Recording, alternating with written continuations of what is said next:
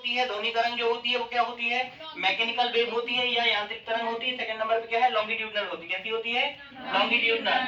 Clear हुआ। Second number पे देखते हैं लाइट वेव। लाइट वेव क्या होती है, इलेक्ट्रोमैग्नेटिक होती है और क्या होती है, ट्रांसवर्स होती है। क्लियर हुआ। दो टाइप से हमने इसका अभी क्या निकाल लिया, दो टाइप इसके निकाल लिए। बेसिक टाइप, बेसिक टाइप क्या क्या हो गया हमारे पास, अनुप्रस्थ तरंग और क्या हो गया, अनुदैर्ध्य तरंग, ट्रांसवर्स वेव और क्या हो गया, लॉन्गिट्यूडनल वेव। समझ में आया। ठीक, ट्रांसवर्स वेव में आपको ये वाला डांस याद रखना है, ऐसा करके ऐसे रखना है।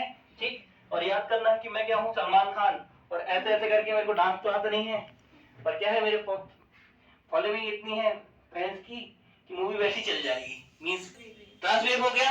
ठीक, क्योंकि तरंग संचरण की दिशा ये थी, क्या थी, तरंग संचरण की दिशा ये, और आप जब ऐसे रहे हो ऐसे, तो ये एक दूसरे के साथ कितने डिग्री का एंगल क्रिएट हो रहा है, 90 डिग्री का। कितने डिग्री एंगल क्रिएट हो रहा है, 90 डिग्री का। ऐसे में समझ में आ गया।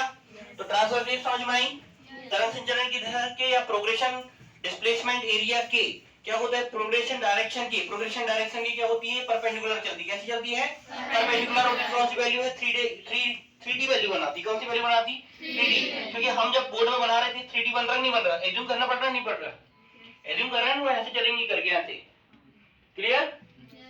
सेकंड नंबर पे क्या होती है, लॉन्गिट्यूडनल वेव। लॉन्गिट्यूडनल वेव के लिए आपको याद रखना, क्या याद रखना है कि आपका ये वाला ब्लू है, पानी पानी, उसकी पहली मूवी थी याद, समझ में आई। दोनों में ही क्या बनते हैं, क्रेस्ट और क्या बनते हैं, ट्रफ बनते हैं, मतलब सुरंग और गर्त बनते हैं। पर इसमें किसके कारण बनते हैं, इसमें बनते किसके कारण, नॉर्मल सुरंग और गर्त बनते हैं। और इसमें क्या बनते हैं, कंप्रेशन के कारण। और किसके कारण, कंप्रेशन के कारण। और किसके कारण बनते हैं, एक्सपेंशन के कारण, मतलब कि संपीड़न। और किसके कारण, विरलन के कारण बनते हैं। समझ में आया। ठीक, और ये अंजलि बन गई, क्या रिप्रेजेंट कर रही है यहाँ पर ये।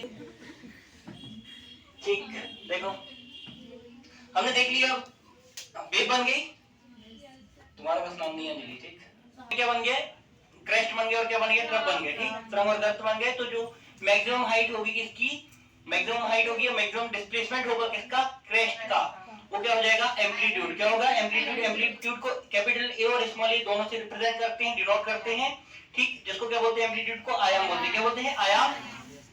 एक क्रेस्ट और एक ट्रफ के बीच की टोटल डिस्टेंस क्या होती है, वेवलेंथ। क्या होती है, वेवलेंथ। वेवलेंथ को किससे रिप्रेजेंट करते हैं, लैम्डा से। और लेंथ है तो किसी यूनिट क्या होती है इसकी, मीटर होती है। क्या होती है, यूनिट मीटर। एक क्रेस्ट और एक ट्रफ को कवर अप करने में, एक सुरंग और एक गर्त को चलने में जितना समय लगता है वो क्या कहलाता है, उसका टाइम पीरियड। टाइम पीरियड क्या कहलाता है, टाइम पीरियड या आवर्तकाल। कैपिटल टी से डिनोट करते हैं, किससे डिनोट करते हैं, कैपिटल टी से। ये हमारा स्टार्टिंग पॉइंट है। स्टार्टिंग पॉइंट से ये एक बार ऐसा गए ऊपर, फिर नीचे जाके यहाँ पर रुके, इसी लाइन से स्टार्ट किए थे। ठीक, तो यहाँ तक, यहाँ से लेके यहाँ तक जाने में जितना समय लगा वो क्या कहलाएगा, हमारा टाइम पीरियड या आवर्तकाल। क्लियर हुआ। ठीक, टाइम पीरियड का जो रिलेशन होता है एंगुलर फ्रीक्वेंसी के साथ, वो क्या होता है, 2 पाई अपॉन टी। कितना होता है, omega equal 2 pi upon T, या टी इक्वल हो जाएगा 2 पाई अपॉन ओमेगा। कितना हो जाएगा, टी पाई अपॉन ओमेगा। और ओमेगा यहाँ पर क्या है, एंगुलर फ्रीक्वेंसी यहाँ लिख देते, नहीं तो तुम लोग कई बार गड़बड़ कर देते हो। ठीक, तो ओमेगा क्या है वहां पर, एंगुलर फ्रीक्वेंसी। एंगुलर फ्रीक्वेंसी को हम हिंदी में बोलते हैं कोणीय आवृत्ति। क्या बोलते हैं, कोणीय आवृत्ति। और कोणीय आवृत्ति जो होती है वो रेखीय आवृत्ति की 2 पाई टाइम होती है। कितना टाइम होती है, 2 पाई टाइम। या एंगुलर फ्रीक्वेंसी जो है लीनियर फ्रीक्वेंसी की 2 पाई टाइम होती है। क्लियर हुआ।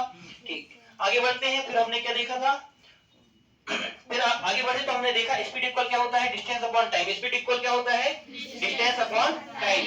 कभी आप भूल जाओ, क्या चीज भूल जाओ, वेलोसिटी, वेवलेंथ या टाइम वगैरह वगैरह कुछ भी भूल जाओ, और वहां पर एक क्वेश्चन बन के आ गया, तो तुरंत आपको लॉजिक लगाना है, speed equal distance upon time. Simple वाला लॉजिक है। स्पीड इक्वल के हो जाएगी, यहाँ पर स्पीड किसकी स्पीड हो जाएगी, वेव चल रही है ना, पूरा चैप्टर किसका, वेव का। तो क्या हो जाएगी, वेव वेलोसिटी कितनी हो गई, v इक्वल हो जाएगा डिस्टेंस। डिस्टेंस कितनी होगी, वेवलेंथ। वेवलेंथ की वैल्यू कितनी है यहाँ पर, लैम्डा। वेवलेंथ की वैल्यू कितनी है, लैम्डा। टाइम क्या है, total time interval. Total time interval को क्या बोलते हैं हम, टाइम पीरियड। और किससे रिप्रेजेंट करते हैं, t से। किससे, t से। v इक्वल क्या हो जाएगा, lambda upon t। v equal क्या हो गया, लैम्डा अपॉन t। तो 1 अपॉन t क्या होती है, फ्रीक्वेंसी। फ्रीक्वेंसी का अपोजिट टाइम पीरियड, और टाइम पीरियड के अपोजिट फ्रीक्वेंसी। क्या हो जाएगा, v इक्वल हो जाएगा लैम्डा न्यू। क्या हो जाएगा, लैम्डा न्यू। क्लियर हुआ। न्यू की वैल्यू जो फ्रीक्वेंसी की वैल्यू क्या हो जाएगी, v अपॉन लैम्डा। न्यू की वैल्यू क्या हो सकती है, v अपॉन लैम्डा। मतलब वहीं पे उसको अल्टरनेट चेंज करते गए। समझ में आया। मान लो आपका क्वेश्चन यहाँ पे बना, कहाँ पे बना, यहाँ पे। तो नहीं करना कि उसको फिर चेंज करेंगे, क्रॉस मल्टीप्लिकेशन करके फिर अगली स्टेप में लेके जाना, कुछ नहीं करना। जितने बार भी जो भी क्वेश्चन बनते हैं अगर उसका फॉर्मूला इस फॉर्म में लिखा हुआ है, v equal lambda upon T, v equal lambda upon T. किसकी वैल्यू निकालना है? मान लो टी की वैल्यू निकालना है। किसकी निकालना है? टी की। लैम्डा की वैल्यू दिया, v की वैल्यू दिया, तो परेशान नहीं होना, वहीं पे वैल्यू पुट करना, सीधा v की वैल्यू पुट करना, सीधे लैम्डा की वैल्यू पुट करना। अगर दो वैल्यूज आपस में क्या है? इक्वल है, तो सीधा साइड चेंज करेंगे तो काहे में जाएगी? डिवाइड में जाएगी। काहे में जाएगी? डिवाइड में। तो डायरेक्ट वहीं कैंसिल कर दो ना, डायरेक्ट ही कैंसिल करो, आप इधर ट्रांसफर करने में टाइम वेस्ट नहीं करना। ठीक, आगे बढ़ते हैं। अगर वेलोसिटी में कई बार दे देता है लाइट वेलोसिटी, तो वेलोसिटी, लाइट वेलोसिटी कितनी होती है? 3 × 10⁸ मीटर पर सेकंड। आगे बढ़ते हैं। हमने देखा प्रोग्रेशन कांस्टेंट, प्रोग्रेशन कांस्टेंट या तरंग संचरण गुणांक, तरंग संचरण गुणांक कितना होता है? k = 2π/λ। कितना होता है? 2π/λ। ठीक, अब हम देख रहे हैं ट्रांसवर्स वेव और लॉन्गिट्यूडिनल वेव, अनुप्रस्थ तरंग और कौन सी तरंग है?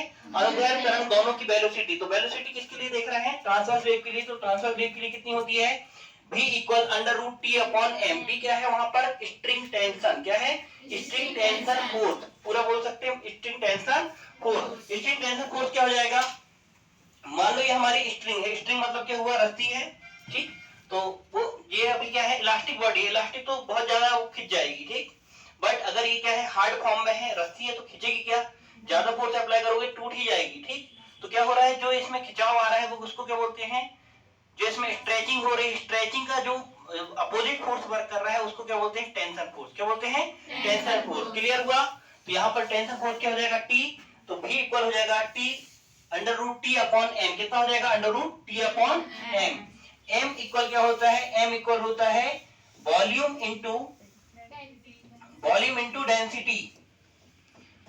अगर डायरेक्ट नहीं पता तो डेंसिटी इक्वल क्या होता है? Mass upon volume. वॉल्यूम का किसके साथ क्रॉस मल्टीप्लिकेशन कर लिए? डेंसिटी के साथ। तो मास इक्वल क्या हो जाएगा? Volume into density. Value put कर लिए, वॉल्यूम